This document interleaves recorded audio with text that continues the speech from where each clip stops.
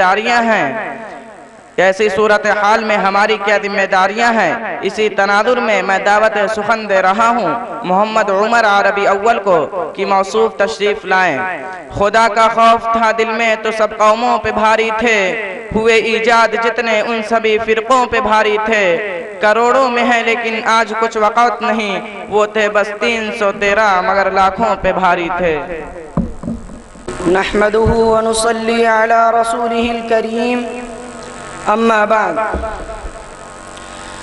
جسے سن کر بہار آئے جہان دین و ایمان میں، جسے سن کر بہار آئے جہان دین و ایمان میں، سنانی ہے مجھے دنیا کو پھر وہ داستاں فانی۔ میری زندگی کا مقصد تیرے دین کی سرفرازی، میری زندگی کا مقصد تیرے دین کی سرفرازی، میں اسی لیے مسلمان، میں اسی لیے نمازی۔ محترم و مکرم اساتذہ کرام اور باہر سے تشریف لانے والے مہمانان اعظام اور میرے محترم بزرگوں اور دوستوں، آج کی اس محفل میں اور آج کے اس مبارک جلسے میں میری تقریر کا موضوع دور جدید میں فتنوں کا مقابلہ کیسے کریں۔ بارگاہ عزتی میں دعا کیجئے کہ خالق کائنات مجھے صحیح بات کہنے اور پوری امت مسلمہ کو اس پر عمل کرنے کی توفیق عطا فرمائے۔ محترم دوستوں، یہ ایک حقیقت ہے اور ہمیں اس حقیقت کو تسلیم کرنا پڑے گا کہ دور جدید فتنوں کا دور ہے،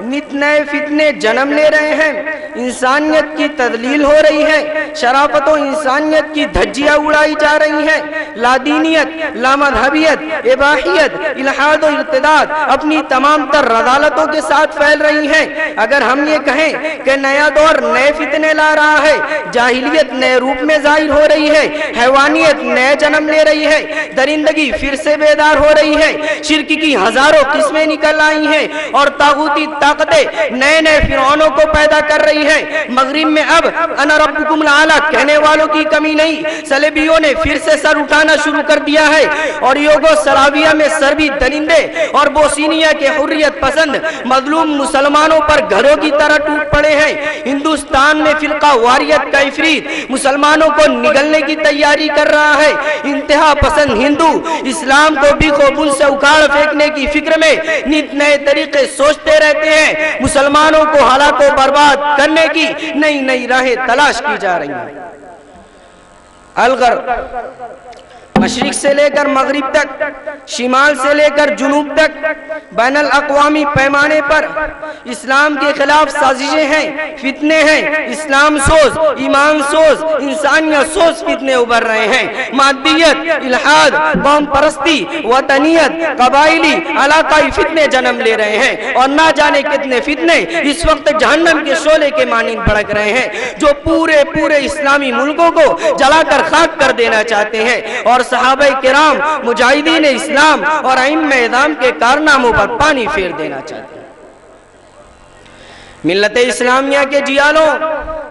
ان فتنوں کا مقابلہ کرنے کے لیے، ان شورشوں کو دبانے کے لیے، ان ہنگاموں کو ختم کرنے کے لیے ایسے باکمال افراد کی ضرورت ہے جن کے عزم و حوصلہ کے سامنے چٹانیں ریزہ ریزہ ہو جائیں، جن کی عظمتوں کے سامنے ہمالیہ سنگو ہو جائے، جن کے ایمانی جذبات کے آگے باطل افکار و نظریات دب جائیں، جن کے یقین و اعتماد، صلاح و تقوی، توکل و استغنا کی گواہی خود مخالفین دینے لگے، معاندین دینے لگے۔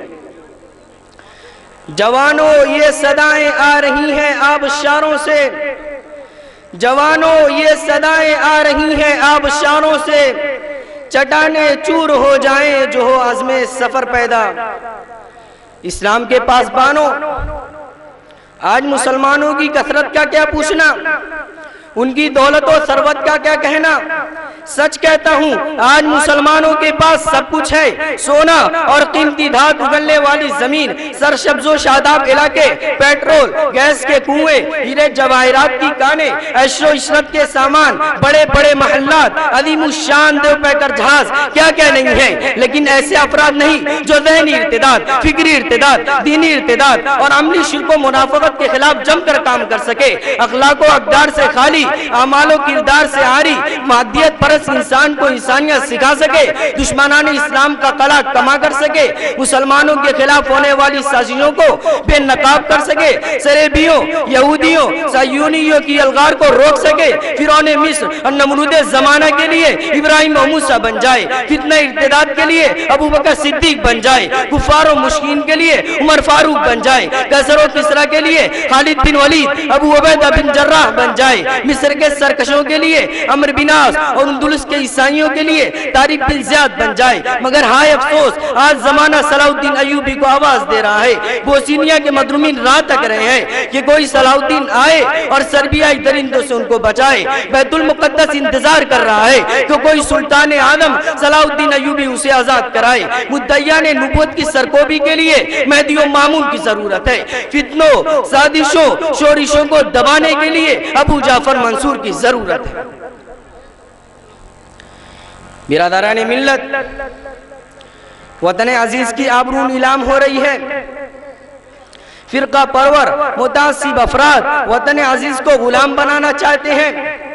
اس کی آبرو کو برسرعام نیلام کرنے کے در پہ ہیں۔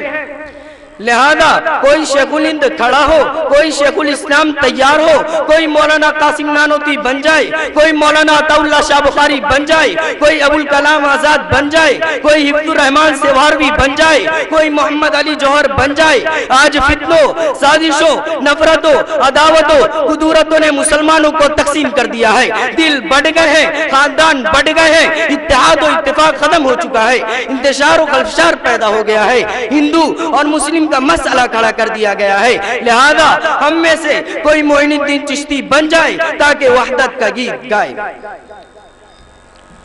محترم دوستوں،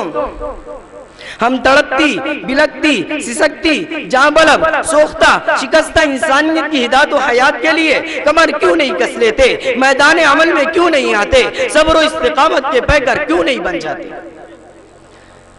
برادران اسلام، آج کے فتنوں کو دیکھتے ہوئے، آج کے مشکلات کو دیکھتے ہوئے کہنا پڑتا ہے